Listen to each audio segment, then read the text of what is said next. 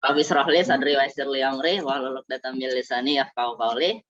Sebelumnya saya mengucapkan terima kasih banyak kepada teman-teman yang sudah meminta kami untuk ngobrol seputaran sejarah Islam. Nah, mungkin sebelum kita mulai pembahasan kita pada malam hari ini, saya mungkin menyampaikan beberapa hal. Yang pertama, ketika nanti pada saat proses diskusi kita dan terjadi interaksi tanya jawab, saya izin mungkin hanya menjawab bagian-bagian yang saya pahami ya. Mungkin ketika ada nanti hal-hal yang teman-teman tanyakan dan saya kurang paham, saya izin mungkin untuk tidak menjawab sekarang, dan ketika memang diberikan waktu untuk saya bisa jawab di lain waktu gitu. Maksudnya saya berupaya untuk mencari jawabannya dulu. Karena bagi saya mempertanggungjawabkan keilmuan itu cukup berat, makanya saya berharap saya hanya bisa menyampaikan apa yang saya tahu gitu. Nah, itu mungkin sedikit gambarannya. Nah, bismillah, kita bercerita ya. Semoga teman-teman tidak ngantuk karena mendengar terlalu banyak cerita. Kurang lebih kita bahas 5 poin. Yang pertama tentang Khulafaur Rasyidin, lalu ketika berikutnya berbicara tentang Umayyah, lalu berbicara tentang bagaimana Abbasiyah, lalu yang berikutnya berbicara tentang Utsmani, dan terakhir tentang, ini bukan kekhalifahan ya, ini bercerita tentang bagaimana manusia-manusia polimet. Ini berkisah tentang bagaimana ulama-ulama yang pada masanya itu bisa dibilang orang-orang yang memiliki multidisipliner gitu. Nah, apa yang pertama, ketika kita berbicara tentang Khulafaur Rasyidin, kita bisa melihat tentang bagaimana nih masanya empat kepemimpinan ya, 4 kepemimpinan, dan saya pikir ini teman-teman sudah tahu lah bagaimana tentang 4 kepemimpinan ini. Jadi yang saya pahami tentang Khulafaur Rasyidin ini, salah ketik ya, Khulafaur Rasyidin itu kurang lebih range-nya itu 30 tahun setelah wafatnya Rasulullah kan. Tapi bukan itu sebenarnya inti yang mau saya ceritakan teman-teman. Ketika kita melihat sekarang dengan konteks IKN, IKN perpindahan ibu kota baru ya. Jadi ini sepengetahuan saya, pada masa Abu Bakar itu kan kurang lebih kepemimpinan di Madinah, di sini juga Madinah. Lalu di Utsman bin Affan 644 sampai 656 Masehi juga itu di Madinah. Lalu ada yang menarik, ketika masa kepemimpinan Ali bin Abi Thalib itu estafet kepemimpinan itu berubah, lokasi ya. Yang sebelumnya di Madinah, dia berpindah ke Kufah.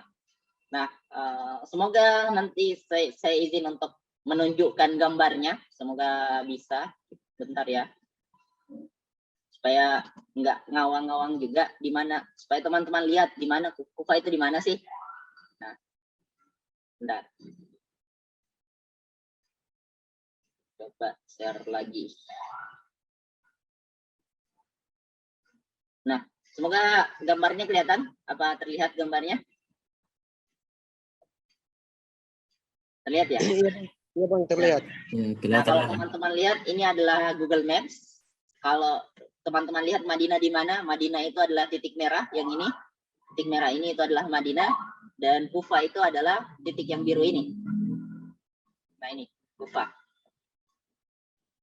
Sekitaran sini. Bahkan ini kalau kita tahu ya, kisah anak Ali ya, tentang Karbala, nggak jauh dari sini. Jadi apa sih, biar nggak bolak-balik ya share screen ini, gonta-ganti share screen, saya perlihatkan aja beberapa. Jadi sebelumnya kan ada di Madinah tuh, ada di Madinah. Lalu pada masa Ali dia berpindah ke Kufah. Lalu ada menarik, pada masa Umayyah itu dia pindah lagi ke Damaskus kan. Lalu berikutnya di akhir Abbas, ini kan Umayyah ya, lalu di Abbasiyah itu dia pindah ke Baghdad. Baghdad itu ada di Irak teman-teman, ada ini Baghdad, semoga pointernya kelihatan.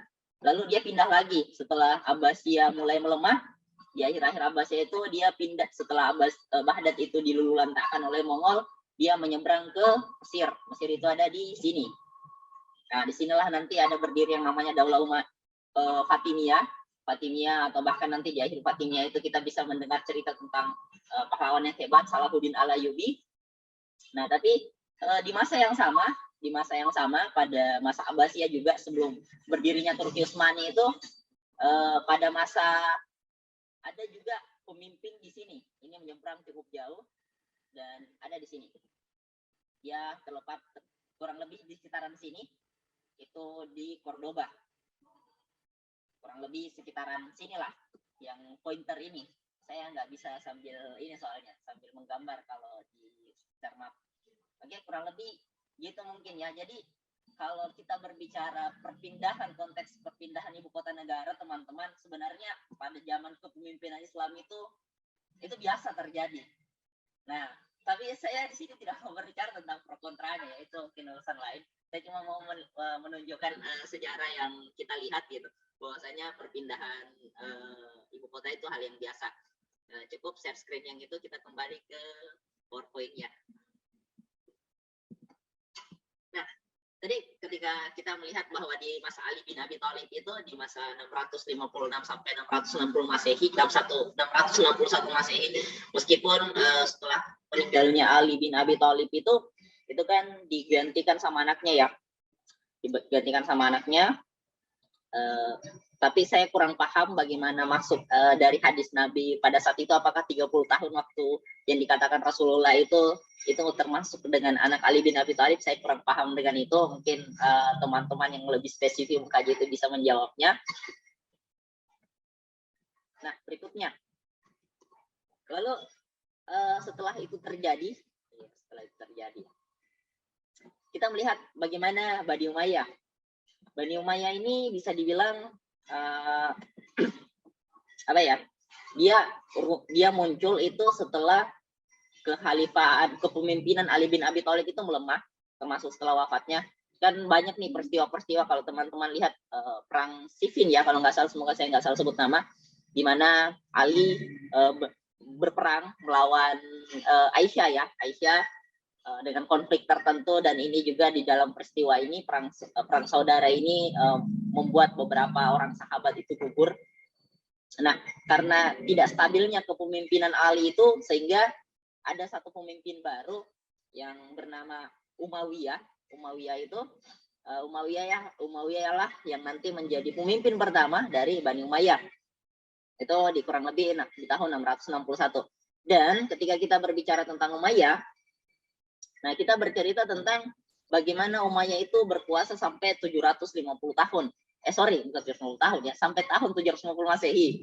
Jadi kurang lebih mungkin hampir 80-an sekian tahun gitu, 80-an sekian tahun Umayyah berkuasa. Nah, dan kalau teman-teman baca di PowerPoint-nya, itu di kepemimpinan Umayyah itu ada 14 khalifah.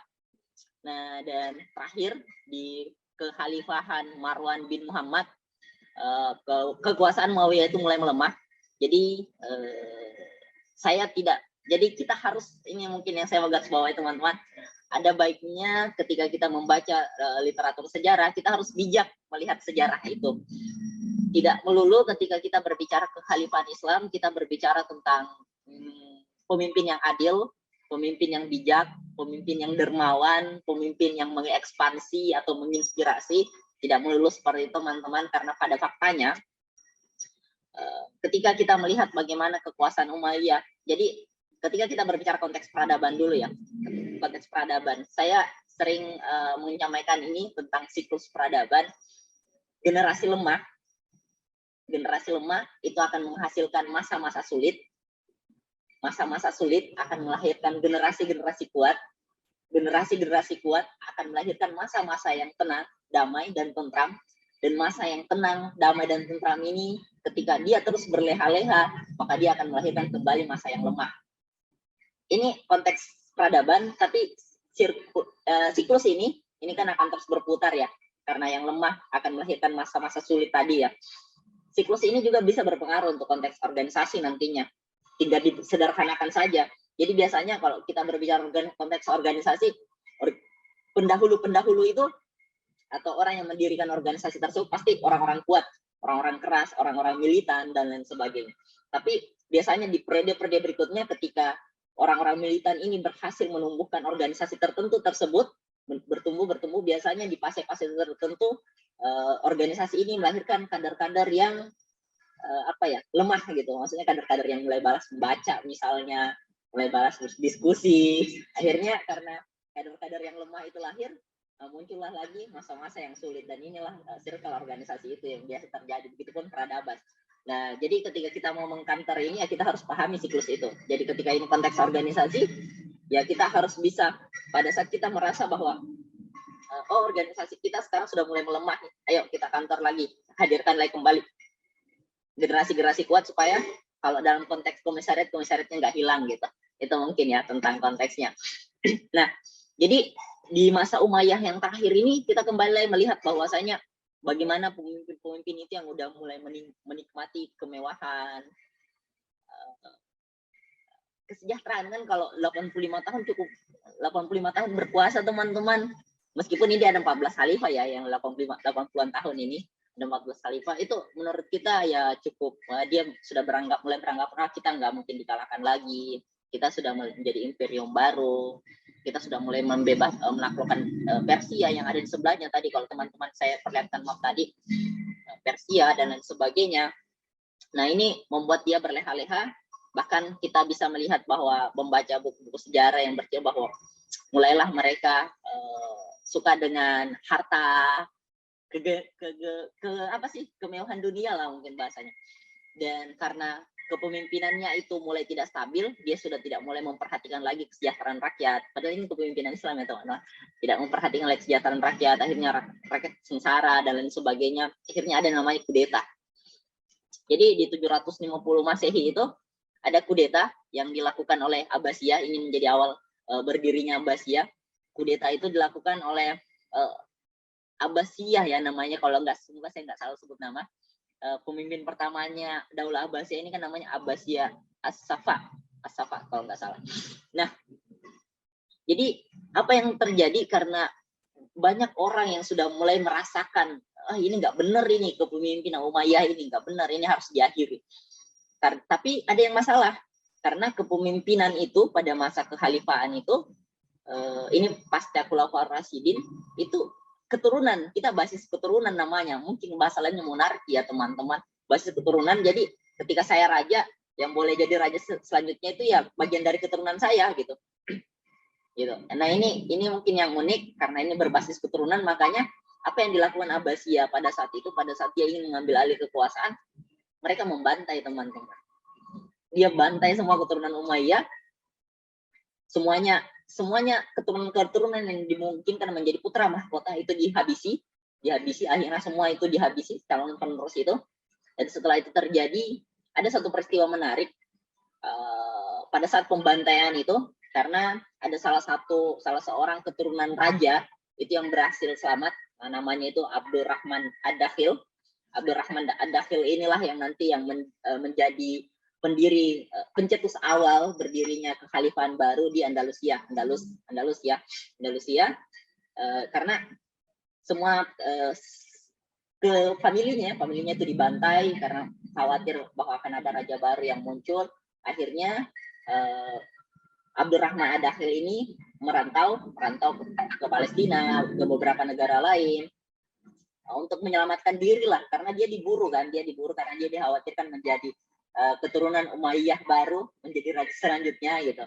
Akhirnya di tahun 756 kalau nggak salah dia berhasil sampai ke Spanyol dan dia kembali mendirikan negara kepemimpinan baru Andalus itu, meskipun dia butuh 4 regenerasi kalau nggak salah, 4 atau 5 regenerasi lagi, sehingga dia mengklaim diri sebagai kekhalifahan berikutnya, kekhalifahan Andalusia itu. Nah, jadi kalau teman-teman baca di keterangan yang saya tulis ini di Bani Abbasiyah ini, itu pusat ibu kotanya itu di Baghdad. Tadi kan saya sudah perlihatkan ya petanya, Kufa, lalu naik sedikit di Baghdad gitu. Ya bukan, sorry, tadi Kufa pindah ke Damaskus baru naik sedikit ke Baghdad gitu. Gimana sih, turun ya kayaknya, turun ke Baghdad. Nah itu kurang lebih perpindahannya teman-teman. Nah kalau teman-teman lihat apa yang saya tulis, ibu kotanya itu di Baghdad ini ada satu kisah yang cukup keren bagi saya. Itu menjadi salah satu rujukan, karena saya basicnya teknik informatika ya. Kita banyak berbicara tentang kebangkitan sains, kebangkitan ilmu pengetahuan. Itu di masanya beliau, nama kepemimpinannya itu adalah Harun Ar-Rasyid. Beliau adalah khalifah kelima, semoga saya nggak salah sebut. khalifah kelima dari Abbasiyah, dan beliaulah yang menjadi pionir kebangkitan Islam, yang menjadikan Baghdad pada itu kota kosmopolitan gitu. Maksudnya kota yang lebih besar dari, kalau kita bilang Jakarta metropolitan, ya mungkin dia itu lebih besar lagi karena dia lebih besar dari gabungan kota-kota di sekitarnya gitu. Nah, dia berhasil membangun Baghdad semegah itu, sebesar itu, tapi bukan hanya dari segi bangunan teman-teman, tapi dari segi intelektualnya juga. Bagaimana dia berhasil menjadikan pada masanya itu pusat bertumbuhnya lah ilmu pengetahuan. Dan ini juga harus kita bijak melihat sejarah pada masanya beliau. Beliau banyak menerjemahkan. Oh ya, saya izin teman-teman kalau memang di perjalanan ngobrolnya saya suaranya hilang dan sebagainya, langsung di-cut aja ya. Jangan sampai saya ngomong teman-teman nggak dengar gitu. Nah, di masa Harun ar-Rasyid tadi itu kita harus bijak, katakan kita harus bijak melihat sejarah. Dia banyak menerjemahkan buku-buku dari Aristoteles, Plato, intinya kita sebutlah Yunani kuno lah, bahasa-bahasa dari sana, buku-buku dari sana, kitab-kitab dari sana itu diterjemahkan dalam bentuk bahasa Arab. Dan fakta menarik lagi, yang menerjemahkan ini bukan orang Islam teman-teman, tapi orang Yahudi. Tapi kan orang Yahudi itu agak banyak ya golongan-golongannya, bukan sih, kayak apa sih, suku-sukunya gitu. Nah, ini saya lupa dia Yahudi dari suku mana gitu. Jelas dia orang Yahudi. Dan pada saat itu penerjemahan buku itu seberat dengan buku yang diterjemahkan. Jadi misal nih, buku yang diterjemahkan itu gini tebalnya. Jadi biaya yang diberikan kepada orang yang menerjemahkan buku itu adalah emas yang seberat buku ini, seberat buku yang diterjemahkan. Jadi itu menarik ya teman-teman, bagaimana saking dihargainya ilmu pengetahuan pada saat itu di masa Harun ar-Rasyid. Nah, jadi seperti yang saya bilang tadi, di sini kita harus bijak bahwasanya ternyata pada saat masa Abbasiyah itu mereka melakukan konsep ATM, amati, tiru, dan modifikasi. Apa yang diamati, apa yang ditiru, dan apa yang dimodifikasi. Mereka mengamati bagaimana peradaban Yunani bertumbuh, bagaimana peradaban Persia bertumbuh. Lalu apa? Dia tiru kan, pengetahuan itu kan dibawa ke Baghdad, pengetahuan dari sana dibawa ke Baghdad, lalu di Baghdad diterjemahkan sehingga semua orang bisa mengkonsumsi. Tapi ada satu poin yang sebelum disebarluaskan ilmu pengetahuan itu, yaitu dimodifikasi. Karena ketika kita berbicara tentang Yunani, kita bisa lihat mungkin tentang dewa-dewa, bagaimana Zeus, bagaimana apa sih, ya gitu-gitulah, dewa-dewa, kepercayaan dewa lah. Saya nggak tahu nama-nama dewanya. Poseidon mungkin dan lain sebagainya. Teman-teman kalau pernah nonton film kartun Senseiya, nah itu waktu zaman saya suka nonton film itu.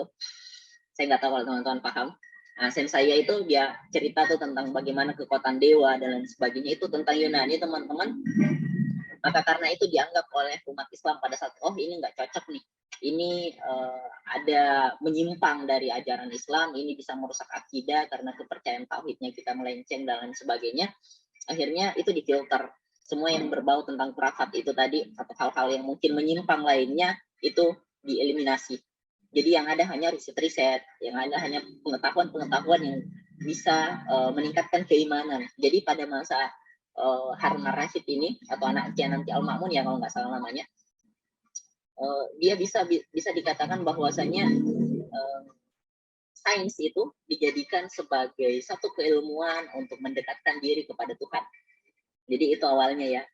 Beda nanti pada saat terjadi Renaissance ya. Bahkan di masa inilah Renaissance banyak belajar gitu di tahun ini, di masa kepemimpinan ar-Rasyid itu di abad ke-8 ya kurang lebih, di tahun 800 sekian lah, saya lupa, abad ke-8 intinya.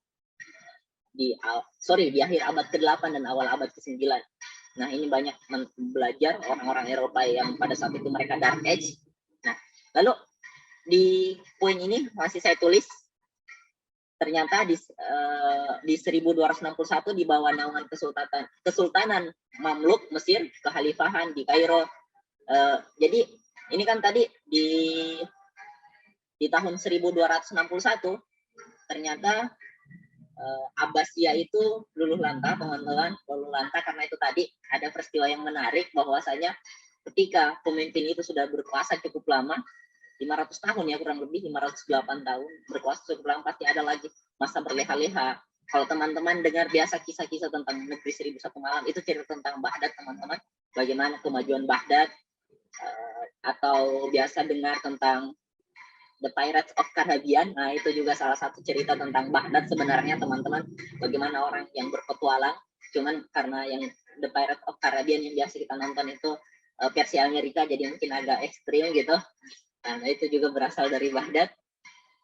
Jadi kita bisa melihat bahwasanya ketika ternyata mereka berada pada puncak kekuasaan, pemimpin-pemimpinnya juga itu meskipun dia Islam, juga melakukan penyimpangan. Bahkan mereka di akhir-akhir kepemimpinan itu mereka lebih memilih untuk membangun harta yang bermewah-mewahan. Harta di sini dalam artian membangun istana yang megah hanya untuk saingan-saingan ini Baghdad keren nih dan lain sebagainya. Tapi ternyata kepemimpinan mereka lemah.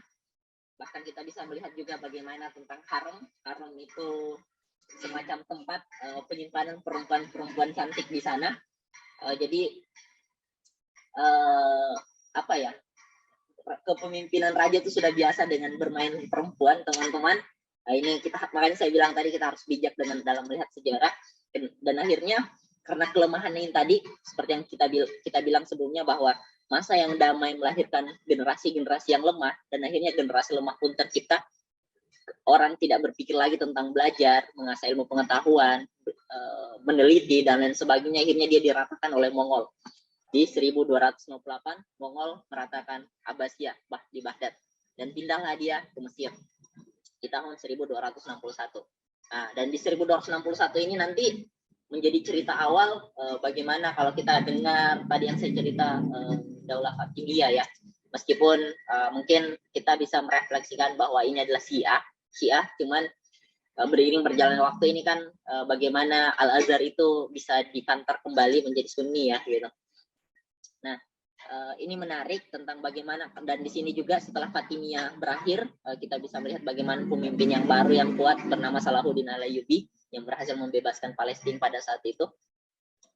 Nah, lalu setelah masa ini berakhir, di wilayah yang sama itu di sekitar berapa ya? Saya lupa. Di 756 Masehi seperti yang saya bilang tadi. Jadi Abbasiyah masih ada teman-teman, tapi di sisi lain juga tadi Abdurrahman Ad-Dakhil itu yang berhasil lari ke Spanyol, akhirnya membuat juga berhasil membangkitkan kembali Islam di sana dan memaksimalkan Islam di sana, dan dia pun mengklaim diri sebagai kepemimpinan Amirul Mukminin untuk Andalus, tapi belum menjadi khalifah, menjadi kekhalifahan di sana. Nanti itu berubah menjadi kekhalifahan pada masa Abdurrahman III. Abdurrahman III itu keturunan kesekian ya, ini kayaknya sudah generasi kelima, dan akhirnya Abdurrahman III ini mengklaim diri sebagai khalifah. Jadi khalifah itu kan maksudnya dia memimpin kerajaan-kerajaan Islam yang lain ya. Jadi di sisi lain di Eropa sana, di Andalus sana itu mengklaim diri sebagai khalifah.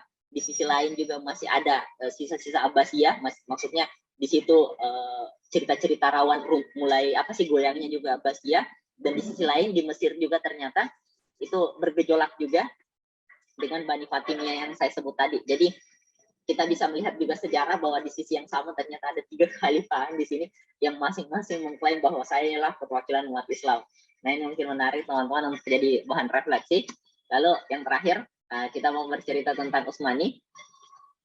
Nah, Utsmani ini dia memimpin mulai mengambil alih kekuasaan itu di 1299 sampai 1924. Ini dari Osman ya, Osman Ghazi kalau nggak salah, semoga saya nggak salah sebut nama. Osman Ghazi menjadi ini saya tulis ternyata. Osman menjadi salah satu pencetus ya, karena nama bapaknya itu El Tugrul, entah saya nggak paham bacanya apa El Tugrul atau El Turul. Ini setelah pada masa tadi Mongol itu menyerang ya. Mongol itu kan ketika dia menyerang suatu negara, dia benar-benar meluluhlantakkannya, tidak ada yang disisa, maka sebagian dari orang-orang dan pengikut El Turul ini berhijrah ke daerah Turki. Di sana di Turki juga kan ada kerajaan Saljuk ya, kerajaan Saljuk, dan ada beberapa peristiwa akhirnya si Ertugrul ini diberi kepercayaan untuk diberikan sedikit wilayah oleh kerajaan Saljuk, dan inilah menjadi cikal bakal bagaimana nanti anaknya yang bernama Osman itu menjadi khalifah pertama untuk Turkismani nantinya. Oke, dan kalau kita melihat sejarah juga di 1922 sebenarnya itu sudah menjadi awal akhir sebenarnya dari Turkismani, karena sudah mulai dirubah, cuman masih sempat ada naik sebagai khalifah pemimpin boneka. Jadi resmikan 1924 itu Turkismani runtuh, dan kalau kita merefleksikan sejarah di 1928 itu Ikhwanul Muslimin lahir ya, Ikhwanul Muslimin lahir oleh Hasan al-Banna. Nah, lalu bagaimana dengan sekarang teman-teman?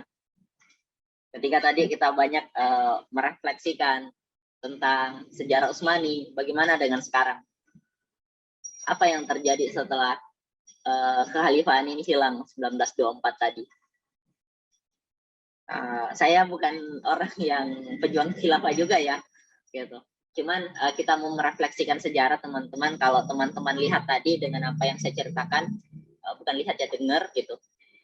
Di masa kepemimpinan Harun al-Rashid itu beliau banyak bekerja sama dengan orang-orang Eropa pada saat itu, karena di Eropa itu di abad yang sama, di tahun 900-an 800-an sekian itu terjadi Dark Age di sana, zaman kegelapan, dan orang-orang terpelajar atau keturunan-keturunan raja tertentu di Eropa sana itu banyak belajar, punya Prancis, Jerman, Itali, itu banyak belajar di masa kepemimpinan Harun al-Rashid, tukar pengetahuan lah. Dan kalau kita melihat sejarah lagi, sebelum itu kita bisa melihat bagaimana bertumbuhnya pengetahuan di Eropa dengan kita kenal dengan Renaissance. Lalu Renaissance itu akhirnya bertumbuh, akhirnya kita kenal dengan revolusi industri 1.0 dengan ditemukan mesin uap. Padahal uap itu sudah ada pada masa jauh sebelum kekhalifahan itu sudah ada gitu. Tapi hanya mesin uap itu hanya bukan mesin ya pada saat itu. Uap ini hanya digunakan untuk memasak makanan pada masa keislaman itu. Tapi ternyata diklaim sebagai orang Eropa sebagai penemuan baru, kita sudah menemukan uap nih, karena itu sudah lama sebenarnya. Nah, mesin uap, lalu revolusi industri kedua dengan ditemukannya listrik, lalu revolusi industri ketiga dengan ada yang namanya internet, lalu sekarang kita berada di revolusi 4.0, lalu kita berbicara tentang bagaimana akselerasi, keterjangkauan, keterikatan, kita berbicara tentang artificial intelligence, kecerdasan buatan, di mana peran umat Islam saat ini. Saya lupa untuk men-screenshot data tadi, dari hampir miliaran umat muslim saat ini, dia tidak punya kontribusi untuk dunia, teman-teman. Riset-riset itu, penelitian-penelitian itu, karya-karya itu diambil oleh orang-orang non-muslim. Padahal, ketika kita melihat sejarah, ini yang saya mau ceritakan tentang Polymath. Kita melihat sejarah, teman-teman, Polymath itu luar biasa. Polymath itu adalah satu kemampuan untuk kan kalau biasa kita lihat profesor misalnya, profesor itu dia memiliki kepakaran dalam bidang ilmu tertentu. Nah, tapi kalau Polymath itu bisa dibilang dia profesor dalam banyak bidang. Nah, itu unik ya teman-teman. Nah, jadi Polymath itu kita mau lihat siapa? Kita lihat Ibnu Sina yang dikenal dengan ilmu kesehatannya. Itu hanya menjadi salah satu karya terbaiknya dalam bidang kesehatan, tapi kita menafikan karya-karyanya yang lain. Apa karya-karyanya yang lain? Dia ahli dalam banyak keilmuan yang lain gitu. Bahkan perbintangan mereka tahu, bagaimana pemetaan geografi mereka paham. Siapa lagi yang mau kita sebut? Ar-Razi itu juga dalam bidang kesehatan, tapi dia lebih ke bedah. Lalu siapa yang mau kita sebut? Al-Khwarizmi itu menjadi awal yang namanya Al-Jabar, teman-teman. Kalau teman-teman bisa sekarang menikmati Facebook atau kita bisa Zoom sekarang itu berkat Al-Khwarizmi, teman-teman. Seandainya Al-Khwarizmi itu nggak berhasil menciptakan yang namanya Al-Jabar, kita nggak bisa anak-anak teknik informatika itu atau anak-anak programmer itu nggak bisa buat coding bahasa pemrograman untuk buat Zoom, nggak bisa. Mark Zuckerberg itu nggak bisa buat namanya Facebook kalau nggak ada algoritma. Oke, siapa yang kita mau lihat? Kita mau lihat Ibnu Khaldun. Ibnu Khaldun yang diklaim sebagai bapak sejarah. Ibnu Khaldun ini bahkan dikiralkan oleh orang Eropa, teman-teman, sebagai bapak sejarah, bukan orang Muslim. Karena orang Muslim tidak mengenal beliau. Yang mengenal itu adalah orang-orang Eropa yang dengan satu karyanya yang terbaik, yang itu kitab Mukadimah. Kitab Mukadimah ini bisa dibilang kitab yang paling fenomenal, bahkan Mark Zuckerberg belajar tentang kitab Mukadimah, saking fenomenalnya kitab ini. Jangan mungkin kita nggak terlalu tertarik ya belajar tentang ini. Kenapa saya banyak bercerita teman-teman tentang sejarah dan teknologi? Saya mau bilang teman-teman, ketika kita berbicara sejarah itu erat kaitannya tentang kemajuan teknologi, perkembangan teknologi. Jadi perkembangan teknologi teman-teman tidak meningkat. Maksudnya dari awal misalnya terus naik, nggak gitu teman-teman. Teknologi itu naik, turun. Apa buktinya? Kita bisa melihat pada masa Nabi Musa dengan lawannya. Kita bisa melihat bagaimana Firaun itu membangun piramid, ya kan, piramid. Pertanyaannya, sudah ada orang yang bisa tahu sekarang bagaimana piramid itu dibuat? Bagaimana batu yang besar itu dibawa? Mereka pakai semen merek apa? Semen Tonasa mungkin, semen atau merek semen yang lain? Nggak ada. Mereka nggak pakai semen, teman-teman. Kita nggak tahu kan mereka, entahkah mereka pakai campuran tanah liat yang di apa dan apa. Kita nggak tahu bagaimana cara membuat itu. Sampai sekarang pun itu masih diteliti. Kita bisa melihat kecanggihan teknologi yang lain. Ini diabadikan dalam salah satu ayat dalam Al-Quran. Tapi saya mohon maaf, saya lupa ayatnya. Bagaimana pada masa Nabi Sulaiman, ketika kita bercerita tentang istrinya, calon istrinya pada saat itu Balqis, yang dipindahkan kerajaannya, Sulaiman bertanya kepada pengikutnya, siapa yang bisa memindahkan istana Balqis ke tempatku? Lalu ada jin ifrit yang berkata, saya bisa memindahkannya dalam range waktu antara duduk dan berdiri. Tapi itu lama, teman-teman. Coba teman-teman duduk dan berdiri itu range-nya kurang lebih berapa detik lah. Itu range-nya. Lalu ada manusia yang luar biasa bilang, teman-teman, saya akan memindahkan istana itu dengan kedipan mata. Kedipan mata. Kecepatan kedipan mata. Ini manusia yang bilang. Kita bisa melihat refleksi kecanggihan teknologi pada saat itu. Bagaimana mungkin istana yang besar itu pindah tempat dalam keadaan utuh. Jadi kalau kita mau analogikan teman-teman, sekarang kita bisa zooman seperti ini. Jadi teorinya seperti ini. Gambar saya kenapa teman-teman bisa melihat gambar saya? Gambar saya ini diubah dalam bentuk partikel-partikel. Jadi gambar saya ini diubah dalam partikel kecil. Partikel kecil ini kemudian diantarkan dalam bentuk jaringan, maksudnya dalam bentuk kabel ya, ini melalui internet lah itu, berpindah ke HP teman-teman atau laptop teman-teman. Ketika partikel itu sampai ke HP atau laptop teman-teman, partikelnya itu kembali disusun sehingga wajah saya bisa tampak. Tapi coba bayangkan bagaimana kalau bangunan yang dipindahkan. Bangunan dipindahkan itu diubah dulu dalam partikel-partikel kecil, ditransfer ke suatu tempat, lalu disatukan lagi partikel-partikel itu. Saya nggak bayang gitu. Makanya ini juga mungkin menjadi satu inspirasi Yahudi, kenapa dia terus mencari satu sejarah yang hilang dari bawah Al-Aqsa, yang meskipun saya nggak tahu apakah ini benar-benar seperti itu atau bagaimana, tapi teman-teman bisa googling sendirilah tentang itu. Kembali ke tentang Polymath teman-teman, kecanggihan teknologi. Saya menulis 4 huruf di sini. 4 huruf, ada I. I ini saya mulai dari T dulu deh. Saya mulai dari T. T ini teman-teman, inilah harusnya kemampuan yang dimiliki oleh kita, apalagi kita yang berbasis kader gitu. T itu artinya kita punya satu keilmuan yang mendalam. Satu keilmuan yang mendalam ini kan I, ini adalah satu keilmuan mendalam, tapi kita mempunyai ilmu yang mendukung seperti huruf T. Jadi ilmu mendukung gitu. Jadi ada gini kan. Jadi yang garis begininya ini vertikal ya. Vertikal ini itulah ilmu-ilmu standar yang mendukung. Untuk apa? Agar kita bisa menjelaskan keilmuan yang mendalam melalui ilmu-ilmu yang tadi ilmu-ilmu yang penjelas ini. Makanya ketika kita hanya menjadi huruf I, kita hanya punya satu spesifikasi ilmu yang mendalam, tapi tidak mempunyai ilmu-ilmu pendukung lain seperti orang T, orang huruf T gitu. maka kita akan selalu menjadi karyawan, teman-teman. Kenapa? Karena kita hanya punya keilmuan, tapi kita tidak bisa menjelaskan keilmuan kita tersebut. Kita akan terus menjadi karyawan. Ini bukan berbicara menjadi karyawan salah, enggak, bukan masalah itu. Cuman kita berbicara tentang bagaimana kita mencoba untuk membuat orang yang menjadi pencipta karyawan gitu. Tapi saya nggak masalahkan apakah jadi karyawan salah, enggak dosa jadi karyawan, karena seandainya semua orang yang menjadi pengusaha, pertanyaan siapa yang jadi karyawan, siapa yang jadi abdi negara, kan nggak lucu. Nah, jadi paling minimal teman-teman kita bisa satu pengetahuan yang mendalam dan keilmuan mendukung lainnya.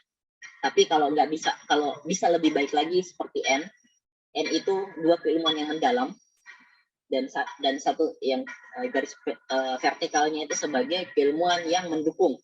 Dan terakhir, kalau kita berbicara tentang polimet, teman-teman, sejarah yang saya ceritakan tadi tentang Ibnu Sina, Ibnu Rushd bahkan, atau kita berbicara Isaac Newton, kita berbicara Washington, presiden pertama Amerika, kita berbicara tentang Thomas Alva Edison, kita berbicara tentang siapa sih penulis Mona Lisa itu, ya itulah pokoknya, itu adalah orang-orang polimet, teman-teman.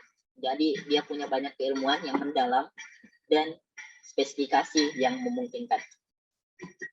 Mungkin sebagai penutup,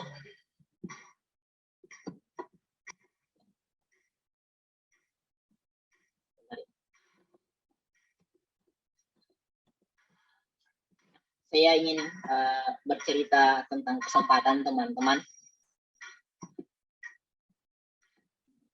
Dan ini tentang bagaimana kita merefleksikan, semoga kita bisa merefleksikan semua. Hati-hati tentang apa yang kamu pikirkan, karena yang kamu pikirkan akan menjadi kata-kata, menjadi omongan. Jadi kalau teman-teman melihat orang yang ngomongnya seputaran binatang dan lain sebagainya, kurang lebih yang dalam pikirannya itu semuanya binatang, teman-teman. Dan hati-hati dengan apa yang kamu katakan, karena yang kamu katakan itu akan menjadi tindakan, menjadi perilaku, menjadi habits. Hati-hati yang kamu tindakan, hati-hati dengan tindakanmu, hati-hati dengan perilakumu, karena tindakanmu itu akan menjadi kebiasaan. Kebiasaan ini yang saya maksud tadi dengan habits, kebiasaan yang berulang, habits itu. Dan hati-hati dengan kebiasaan, karena kebiasaan akan menjadi karakter. Jadi teman-teman, kalau kita berbicara malas baca, teman-teman, budaya malas baca, itu adalah kebiasaan, teman-teman, kebiasaan yang kita bangun. Jadi itu bukan kesengaja, itu kebiasaan yang kita bangun, teman-teman, secara sengaja. Kebiasaan yang kita bangun secara sengaja, karena kebiasaan-kebiasaan itu yang dibangun akhirnya dia menjadi karakter, bagi kita yang tidak terlalu tertarik dengan buku. Dan hati-hati dengan karaktermu, karena itu akan menjadi nasib.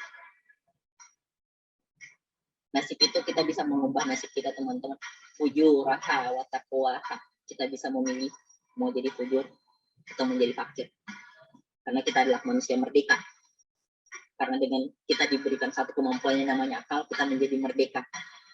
Dan saya kutip satu ayat dari sebagai penutup presentasi saya. Dan musibah apapun yang menimpa kamu adalah disebabkan oleh perbuatan tanganmu sendiri. Dan Allah memaafkan banyak dari kesalahan-kesalahan. Kurang lebihnya mohon dimaafkan. Saya kembalikan ke moderator. Oke, langsung saja berdasarkan penjelasan dari Bang Arsif tadi, bahwa sejarah peradaban Islam yang dimulai pada masa setelah Rasulullah SAW, yaitu pada masa dinasti Bani Umayyah, dinasti Bani Abbasiyah, hingga kemudian tadi pada masa Kesultanan Turki Utsmani. Setelah lama berproses, maka para pemimpin-pemimpinnya itu menjadi bermega-mega, menjadi lalai. Setelah mereka sudah mencapai puncak-puncak kejayaannya, kemudian mengalami masa kemunduran begitu. Adapun pertanyaan saya tentang negeri kita tercinta, ya, misalkan Indonesia, di mana Indonesia pada awalnya kita menjadi negeri yang besar, seperti misalkan sebelum pada masa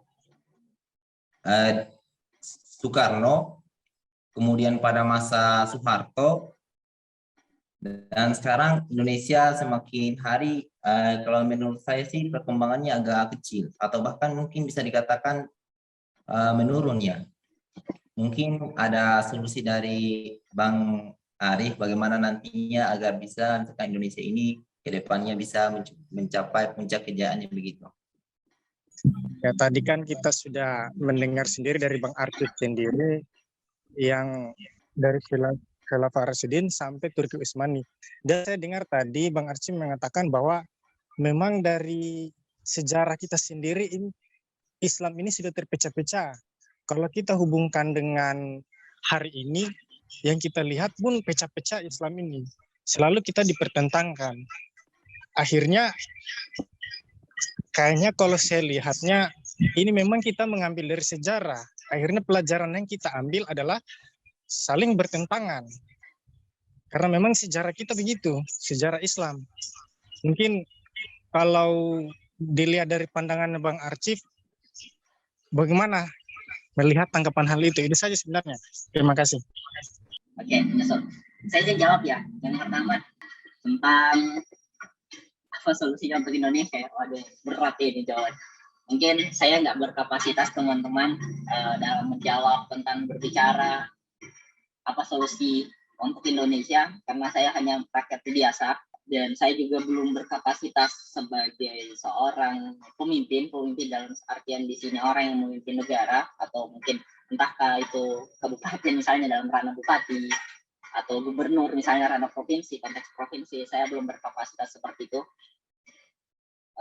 Cuman ketika kita merefleksikan sejarah teman-teman, ketika kita melihat tentang bagaimana kekuasaan Indonesia, kita bisa melihat di abad ke-7 sekitar tahun 600-an sekian itu kan bisa dibilang pada mulai Umayyah ya, Bani Umayyah. Kita bisa melihat bagaimana Sriwijaya berkuasa di Indonesia. Pada konteks waktu itu Nusantara. Sriwijaya berkuasa di Indonesia. Dan ketika kita melihat konteks yang lain, 7 abad kemudian, di abad ke-14, ternyata Majapahit berkuasa juga. Dan ini adalah berbicara nama Nusantara, teman-teman. Jadi nama Indonesia itu, Indonesia kan ada pada saat kita merdeka ya namanya. Jadi namanya dulu itu yang berdasarkan yang saya pahami adalah Jawa. Jadi orang luar itu kenalnya Jawa, bukan Kalimantan, bukan dia kenalnya Jawa. Jawa dalam konteks Indonesia yang kita maksud sekarang Jawa. Jadi pada masa kepemimpinan Abbasiyah itu khususnya masa Harun ar-Rasyid, bahkan khalifah-khalifah yang lain, itu jalur niaga atau kita kenal dengan jalur sutra itu udah ada. Udah ada bagaimana tentang pelaut Indonesia itu bisa dibilang pelaut ulung itu berlayar. Gimana sih? Saya coba bentar ya, saya izin share map, semoga bisa. Semoga kelihatan ya. Kelihatan. Kita bisa melihat tadi di mana? Di sini Baghdad ya. Baghdad ini kita bisa melihat di mana Indonesia. Kita perkecil dulu, kita jalan-jalan.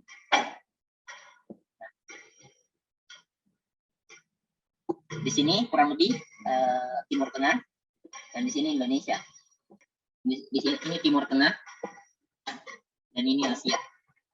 Apa yang saya bilang tadi, di abad ke-7, di tahun 600 sekian gitu. Pelaut kita itu banyak yang berdagang. Jadi kan banyak nih orang-orang Indonesia. Sebenarnya pada saat itu, saya sebut Indonesia aja deh biar nggak ribet meskipun belum ada Indonesia pada saat itu. Banyak yang berlayar gitu dari Indonesia, sini dimanapun dia berlayar ke daerah-daerah sini atau berlayar melewati daerah Swat ini. Ininya dia sampai ke Timur Tengah. Gitu. Apa yang dilakukan di sana? Ya bertransaksi. Entahkah jadi orang Arab itu teman-teman nggak kenal yang namanya kopi. Coba teman-teman kalau teman-teman paham tentang ini ya cobalah kita nanti berdialektika gitu. Kalau mungkin saya keliru, kan kopi itu ada 2 jenis ya, Arabica dan Robusta ya. Robusta.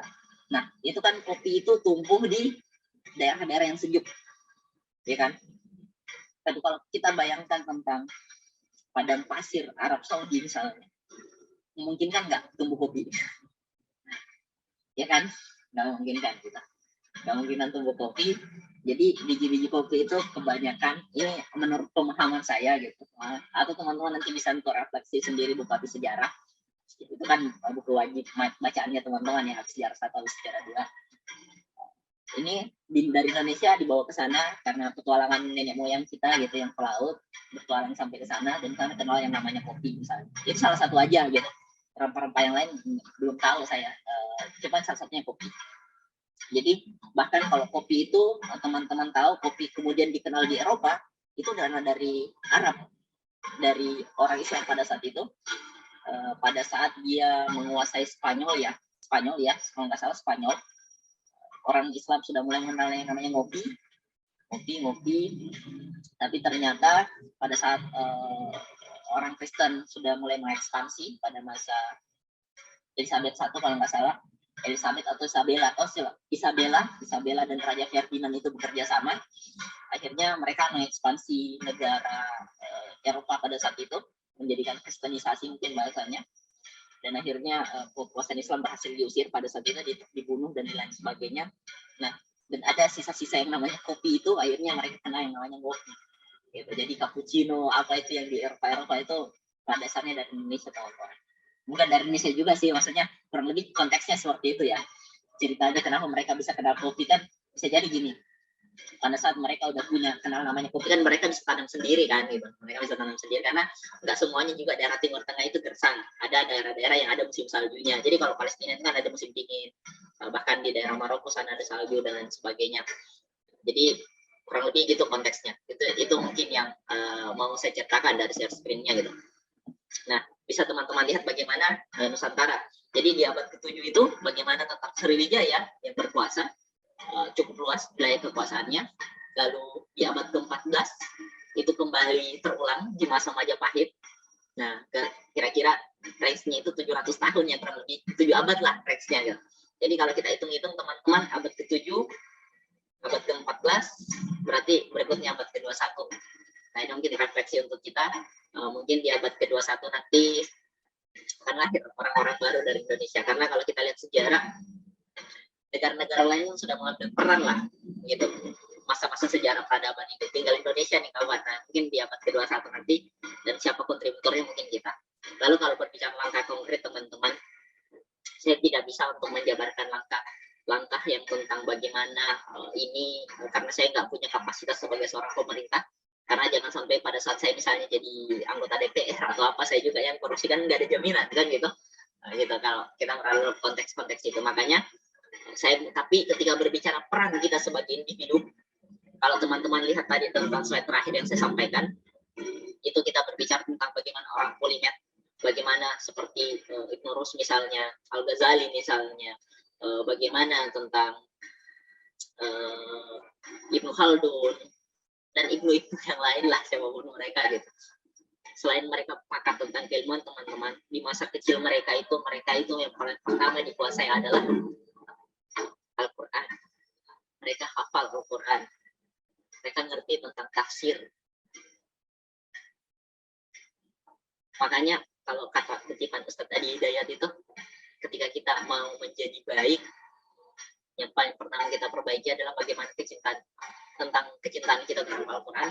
Lalu yang kedua kita perbaiki sholat kita. Ini akan menjadi cerminan kita menjadi baik. Dan ketika kita berbicara konteks ini, maka kita berbicara konteks individu. Individu. Itulah kenapa kalau kita berbicara 7 tingkatan amal, yang nggak salah apa sih, itulah yang kita mulai dari individu, perbaikan keluarga, perbaikan gitu kan, sudah itu negara, dan lain sebagainya sampai sosial alam gitu. Kita mulai dari individu. Karena individu lah yang menjadi penentu.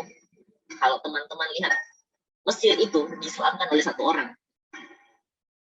Namanya Amr bin As. Satu Mesir diislamkan satu orang. Satu Madinah diislamkan satu orang. Namanya Mus'ab bin Umar ya. Mus'ab bin Umar kalau nggak salah. Ya, Mus'ab bin Umar namanya. Itu orang yang menjadi delegasi Rasulullah pertama di Madinah dan berhasil mengislamkan Madinah, dan akhirnya Rasulullah hijrah ke Madinah. Itu adalah individu teman-teman.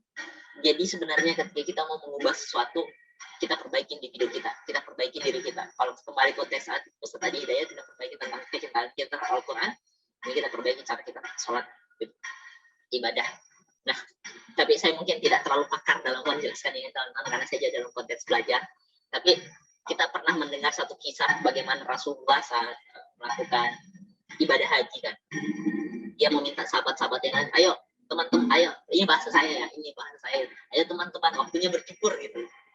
Dan nggak ada sahabat yang bergerak. Lalu Rasulullah bersedih hati dan dia kembali masuk ke tendanya. Diberikanlah dia nasihat dari istrinya, coba kamu duluan yang bercukur.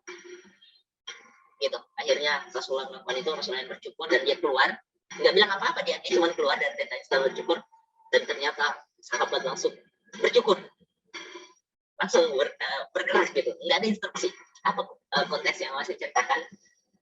Ketika kita mau mengubah seseorang, ubahlah diri kita, perbaiki diri kita. Karena yang bisa mengubah orang adalah yang membuat orang terinspirasi dari kita adalah teladan. Layak nggak kita ditiru, layak nggak kita dicontoh. Jangan sampai kita berbicara yang jauh tadi, mungkin konteks negara ya, ubah ini, dan ternyata kita menjadi individu yang tidak, bukan jadi seorang teladan. Makanya kenapa saya bilang saya nggak cocok teman-teman bicara tentang konteks negara, karena saya juga masih dibilang kalau konteks anak soleh, anak salah mungkin gitu. Anak salah yang belajar, ya semoga kita menjadi lebih baik lah di kemudian hari gitu. Jadi itu mungkin tentang konteks bagaimana Indonesia. Jadi kalau kita mau bilang kualitas pemimpin itu ditentukan oleh kualitas masyarakatnya. Jadi ketika pemimpin kita saat ini alay, suka pencitraan, maka dia lahir dari masyarakat yang seperti itu teman-teman, alay, suka pencitraan. Jadi ketika kita mau mengangkat satu generasi, maka ubah dari kita semua yang ada di sini, perbaiki diri. Ketika kita adalah generasi yang mencintai Al-Quran misalnya, atau lebih baik sholatnya dan lain sebagainya, maka yakin dan percaya pemimpin lahir dari kalangan kita itu adalah orang seperti itu juga. Ya kan ada dalilnya tuh, ada dalilnya bahwa pemimpin itu lahir sesuai dengan kapasitas kaumnya, sesuai dengan kapasitas kaum yang dipimpin tersebut. Nah, makanya kalau saya secara pribadi, konteks pribadi, ketika kita saya nggak melarang teman-teman mengkritisi pemerintah dan lain sebagainya, cuman kita perlu merefleksikan aja. Jangan menghabiskan waktu hanya untuk mengkritiki, tapi coba habiskan waktu juga untuk belajar. Ada keseimbangan antara mengkritiki dan belajar gitu. Karena jangan sampai kita menghabiskan waktu untuk kritik-kritik ini, pemerintah nggak benar nih, pemerintah gini, minyak goreng langka, BBM susah didapat, truk itu antri dan lain sebagainya. Kita sibuk untuk mengkritisi itu, tapi kita lupa satu poin belajar, gimana berbicara khalifah itu adalah berbicara siklus yang akan berganti. Kita akan menjadi khalifah, kita akan menjadi pemimpin, bahkan dikuatkan oleh ayat Al-Baqarah ayat 30, obrolan antara Allah dan malaikat, saya ingin menciptakan khalifah di muka bumi gitu. Artinya kita semua orang-orang yang diciptakan setelah itu memang dipersiapkan menjadi seorang pemimpin, terlepas dari konteks apapun itu, pemimpin negara, pemimpin ibu kota, pemimpin apapun itu, gitu. Pemimpin kami misalnya, atau dan lain sebagainya. Jadi ayo kita perbaiki diri. Ketika kita sama-sama bisa memperbaiki diri, kita akan bisa mengubah siklus kita. Bagaimana Amr bin As bisa menginspirasi Mesir menjadi Islam, bagaimana Mus'ab bin Umair bisa menginspirasi Madinah menjadi negara Madinah, gitu. Nah itu mungkin tentang pertanyaan pertama ya. Lalu pertanyaan kedua tentang perpecahan gitu, Chandra tadi dari Chandra. Saya mungkin kita harus melihat dari perspektif yang jangan melihat perspektif yang perpecahan ini. Karena ya seperti yang kita bilang tadi, bahwa ketika kita sudah lama berleha-leha, kita lama berkuasa maksudnya, dan kita gagal untuk mendapatkan generasi berikutnya untuk menjadi pemimpin, maka pasti akan kehancuran itu ada. Kita lihat bagaimana Yunani, Romawi, untuk Persia, untuk apalagi dinasti Ming misalnya, Cina pada saat itu hilang gitu, dan lain sebagainya. Kita bisa melihat itu kan. Jadi bahkan Islam sendiri hilang juga gitu. Nah, jadi tapi kita tolong jangan berfokus kepada konfliknya, karena apa yang mau saya ceritakan teman-teman, Islam adalah negara dan bukan Islam negara. Islam adalah keyakinan yang diwaspadai. ketika orang Islam itu mulai berpolitik, kalau Islam itu hanya berbicara di masjid, orang akan tenang-tenang aja. Tapi kalau Islam udah mulai berbisnis, oh warning, Islam udah mulai berpolitik, oh warningnya mungkin keras nih. Makanya kan orang-orang Islam itu agak di kantor gitu ketika berbicara posisi itu. Nah, kita bisa melihat sejarah teman-teman. Bagaimana tadi kan Turki Utsmani terakhir kan, Turki Utsmani yang mengikuti Perang Dunia I, dan Perang Dunia I ada satu pemimpin baru yaitu Sekutu yang menang pada saat itu. Sekutu ini salah satunya Jerman yang sebagai negara Eropa lah, saya nggak tahu, saya nggak hafal negara mana saja yang termasuk itu. Dan ternyata di beberapa waktu berikutnya 1942 ya, 1942 sampai 1945, semoga saya nggak salah sebut, itu Perang Dunia Kedua. Dan ternyata siapa pemenangnya? Ayo kita tebak. Amerika. Dan sebetulnya, nah Amerika ini sudah mewanti-wanti di 1945 itu bahwa negara yang menjadi tandingannya itu bukan yang dikhawatirkan ya, bertumbuh bukan Rusia, bukan Cina, tapi negara yang paling banyak umat Islamnya. Itulah kenapa menjadi satu alasan kenapa negara Timur Tengah pada umumnya itu adalah negara konflik. Suriah, Lebanon, nggak usah lah kita sebut Palestina sampai sekarang lagi tuh, Mesir, apalagi itu adalah negara-negara sebelumnya sering Irak yang sudah hancur gitu. Itu adalah negara yang sengaja dibuatkan konflik gitu. Karena ketakutan si superpower ini kepada negara-negara yang berbicara tentang Islam. Jadi seandainya orang Indonesia bangkit dan mulai besar, maka Indonesia akan menjadi warning. Dan di sini kita akan berbicara gasel pikir, apa sih? Perang pemikiran. Gasel pikir gitu. Kita berbicara perang pemikiran. Jadi kalau kita berbicara sekarang kita dibenturkan sana sini, itu yang termasuk perang pemikiran teman-teman. Kita disengaja seperti itu. Disengaja kita berdebat masalah cadar. Kita disengaja disuruh berdebat masalah celana cingkrang. Kita disengaja disebut berdebat masalah kepemimpinan Islam, mungkin kekhilafaan dan lain sebagainya. Tapi inilah konyolnya kita, karena kita selalu mau ikut trending. Ketika ada isu-isu seperti akhirnya semua gerakan Islam itu, bukan semua juga sih, hampir sebagian besar gerakan Islam itu membahas topik itu. Akhirnya mereka masuk dalam framing. Ya kan? Dalam artian sini mereka bilang, oh Islam itu nggak anti perempuan kok. Islam itu menjunjung tinggi perempuan misalnya dengan ketika kita berbicara tentang sekarang gender ya, atau konteks lain, cadar itu enggak ini kok, cadar itu enggak gini kok, dan lain sebagainya. Kita akhirnya fokus membahas itu. Tapi di sisi lain karena kefokusan kita bahas itu, negara sudah dicaplok bos.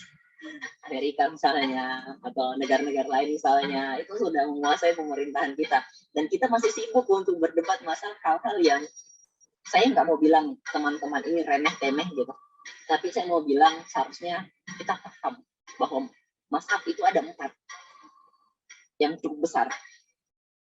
Jadi ketika kita dalam berbicara keislaman, apakah kita mau mengatakan bahwa 4 mazhab ini ada salah satunya kafir? Kan enggak teman-teman. 4 mazhab ini bisa menunjukkan nasabnya semua langsung sampai ke Rasulullah. Bagaimana mereka bersolat misalnya dan lain sebagainya. Artinya contohnya jelas.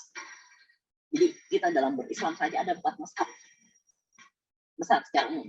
Kenapa kita selalu berpikir untuk menyatukan satu organisasi yang besar menaungi semua orang? Sementara dalam berislam saja kita berbeda mazhab. Artinya dalam berpandangan tentang keislaman saja seharusnya kita bisa memikirkan, oh iya, it's okay. Salat subuh yang kunut benar, salat subuh yang nggak kunut benar, yang salah itu nggak salat subuh. Itu yang harus jelas pasti. Kalau masalah furu'nya, masalah cabang-cabangnya itu tergantung mazhab apa yang kita gunakan, ya kan? Tapi apa yang terjadi pada kita? Kita berdebat pada hal yang menurut kita sebenarnya itu benar. Kenapa itu terjadi? Karena kita kurang ngopi teman-teman. Kita kurang mengakses ilmu pengetahuan. Karena tadi ketika kita melihat bahwasanya, misal kita melihat di masa-masa kemunduran Islam ya, di masa-masa Abbasiyah itu menjelang kehancurannya, itu kita lihat ada Imam Al-Ghazali misalnya, bagaimana Ibnu Rus misalnya. Ibnu Rus ini kan orang yang beraliran filsafat Yunani, dan Imam Al-Ghazali pada saat itu adalah orang-orang ya, Al-Ghazali itu orang tokoh besar, ulama besar yang berpendapat bahwa jangan berfilsafat, dia menulis buku pada saat itu yang judulnya Tafahud al-Tafahud.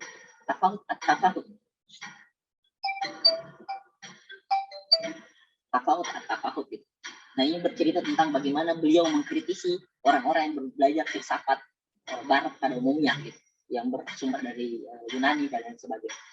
Dan inilah yang menjadi satu awal orang-orang pada saat itu mulai anti terhadap pemikiran tentang sains dan teknologi. Karena waktu itu kan orang berpikir kita harus jelas, orang-orang yang mungkin bahasanya Mu'tazilah ya. Mu'tazilah itu orang-orang yang menganut Mu'tazilah itu mereka berpikir kita harus memperjelas kenapa kita berislam, jangan sampai kita hanya ikut-ikutan aja dan lain sebagainya. Ini dia mengkritisi itu, mengkritisi kenapa ada Tuhan, kenapa kita Islam dan lain sebagainya. Dan Imam Al-Ghazali menganggap waktu itu ini bahaya. Ini bahaya. Ketika ini terus berkembang, ini akan bisa membuat orang menjadi ateis, ya kan? Akhirnya muncullah tadi kitab itu yang Tafahud gitu. Dan ini dibalas kembali oleh Ibnu Rushd setelah wafatnya Imam Al-Ghazali gitu, tentang, saya lupa apa nama kitabnya gitu. Yang jelas dia merespon dari kritikan Al-Ghazali. Cuman waktu itu karena pemikiran Imam Al-Ghazali sudah menyebar dan membuat orang anti terhadap filsafat pada saat itu secara umum, sehingga waktu itu Ibnu Rushd dengan buku yang ditulis itu dia dianggap menyimpang dan dia ditangkap gitu, dan dia diasingkan. Dan ternyata kalau kita pelajari sejarah, Ibnu Rushd lah yang menjadi pelopor bangkitnya Renaissance, bangkitnya pengetahuan Eropa di masa mendatang. Pemahaman Ibnu Rushd lah. Saya di sini nggak berbicara siapa salah dan siapa yang benar, teman-teman, karena orang-orang yang saya sebutkan tadi itu adalah orang-orang tokoh yang soleh. Bahkan pada saat Imam Al-Ghazali mengkritik filsafat lainnya itu, dia menggunakan filsafat, teman-teman. Jadi teman-teman harus belajar berpikir bahwa jangan nanti filsafat. Untuk mengkritik filsafat kita butuh berfilsafat, karena filsafat adalah the way of thinking, jalan untuk berpikir. Hanya saja karena kita kebanyakan melihat orang belajar filsafat itu orang yang sok-sok pintar gitu, baru belajar filsafat, sudah debat sama teman-temannya, baru filsafat dasar. Gimana Tuhan? Kalau kira-kira Tuhan ada nggak di pantat sapi? Contohnya, ada nggak di pantat sapi? Kalau kita bilang Tuhan ada di mana-mana. Karena kita melihat orang-orang yang seperti ini, orang-orang yang menurut saya agak ya songong-songong nggak jelas lah, pamer dengan keilmuannya, dan kita melihat di situ ternyata kita yang belum belajar filsafat akhirnya menjadikan orang tersebut sebagai contoh. Lihat, nggak usah dia belajar filsafat, lihat aja tuh orang yang belajar filsafat, lihat pertanyaan aneh-aneh kan, akhir tuh dan lain sebagainya. Padahal orang yang sebut itu belum tentu, maksudnya orang yang mengklaim itu bahwa belajar filsafat salah dan lain sebagainya, belum tentu belajar filsafat juga. Dan karena orang anti terhadap pengetahuan itu, dia tidak open minded, dia tidak berpikir terbuka, akhirnya dia berkata bahwa kita belajar agama aja, nggak perlu belajar sains, nggak perlu belajar teknologi, nggak perlu belajar sama barat, nggak perlu belajar apa itu, kita ikuti saja, kembali ke Al-Quran dan Sunnah dan lain sebagainya. Inilah yang membuat pengetahuan pemikiran itu mandek, stagnan, sehingga kita hanya berpikir ketika kita menganggap satu mazhab yang kita anuti, kita melihat mazhab yang lain itu beda.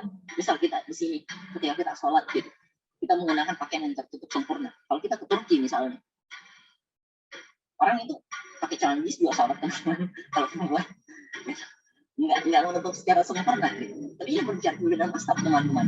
Kita nggak berbicara benar salah. Oke, jadi ini hanya berbicara tentang kedewasaan berpikir, bagaimana wawasan kita yang terbuka dan lain sebagainya. Nah, karena keterbatasan pemikiran tadi, akhirnya kita selalu berdebat hal-hal yang remeh, hal-hal yang seharusnya benar tapi itu remeh gitu. Ini kita berdebat masalah-masalah itu. Dan itulah yang menjadi awal kenapa kita terus ribut. Dan kembali yang saya ceritakan ya tadi, kenapa Amerika atau negara superpower sekarang mengkhawatirkan Indonesia, makanya ada yang namanya perang pemikiran. Kita kenal peristiwa 9/11 itu, kalau teman-teman tahu silahkan googling nanti. 9/11 itu bagaimana ada peristiwa monumental lah di barat sana ya. 9/11 silahkan teman-teman googling nantinya. Itu adalah salah satu awal untuk menghancurkan negara-negara yang berkeyakinan Islam. 9/11 gitu. disitulah menjadi awal kenapa mulailah diratakannya sebagian negara Timur Tengah dan lain sebagainya, bahkan bisa saja bagian dari Indonesia gitu. Dimasukkanlah dia dengan perang-perang pemikiran. Akhirnya kita sibuk untuk masalah cadar cingkrang, masalah perempuan kesetaraan gender dan lain sebagainya. Saya nggak berbicara benar salah ya, kalau misalnya yang sampai teman-teman berpikir terus kita memperjuangkan apa dong, nggak gitu. Saya nggak bicara benar dan salahnya, cuman jangan sampai kita lengah melihatnya ternyata udah ada aja nih IKN, undang-undang IKN, udah ada aja nih Omnibus Law, udah ada aja nih apa lain-lain sebagainya. Kita terkecohkan oleh hal-hal yang namanya pengalihan isu. Nah, saya pikir itu teman-teman berbicara pertanyaan kedua ya. Jadi kita coba dalam konteks jangan berfokus kepada framing. Kita selalu di framing teman-teman. Dan ketika kita mau mengetahui apakah kita di framing atau tidak, ya itulah tadi, kita harus banyak referensi luar, kita harus banyak belajar, kita harus banyak diskusi, membuka diri untuk belajar kepada siapapun. Tapi satu hal teman-teman, sebelum kita belajar untuk membuka diri kepada keyakinan, pengetahuan di luar sana, pastikan satu hal, kuatkan nilai keislaman kita, kuatkan poin tauhid kita. Karena jadikan satu hal, zalikal kitabul la raiba fi hudal lil muttaqin. Zalikal kitabu, tidak ada keraguan dalamnya. Al-Quran jadi pengukur kita terhadap yang lain, bukan sebaliknya. Oke, ketika poin itu kuat, insya Allah kita belajar ateisme pun, kita belajar filsafat pun, kita belajar ilmu barat apapun, insya Allah kita nggak akan menyimpang. Saya pikir itu teman-teman 2 pertanyaannya. Kalau nggak ada pertanyaan lagi, saya pikir cukup ya. Apakah sebelumnya ada pertanyaan lagi nggak? Kalau nggak ada, mungkin saya tutup aja. Karena ini udah mau jam 9, teman-teman, saya ada kegiatan lagi. Udah jam 9 malah.